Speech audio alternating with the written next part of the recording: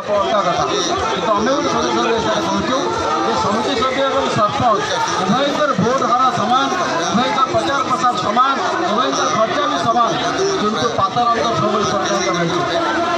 ଯେତେବେଳେ ଆମେ ପହଲା ସମିତି ସଭ୍ୟ ପରିବାର ଆରମ୍ଭ କଲୁ ଆନ୍ଦୋଳନ আমার দরমা বৃদ্ধি লাগি আমার বৃদ্ধি লাগি সে সময় সরকার আমার কথা বুঝলো সরপঞ্চ দরমাকে অধিকা করদেলে, সমিতি সভ্য দরমাকে কম করদেলে, চেয়ারম্যান দরমা অধিকা করলে ভাইস চেয়ারম্যান দরমাকে সরপঞ্চ কম করদেলে। এই পতর অন্তর করবার যে ব্যবস্থা রয়েছে সে ব্যবস্থাকে আজ বিচ্ছেদ করা যাও।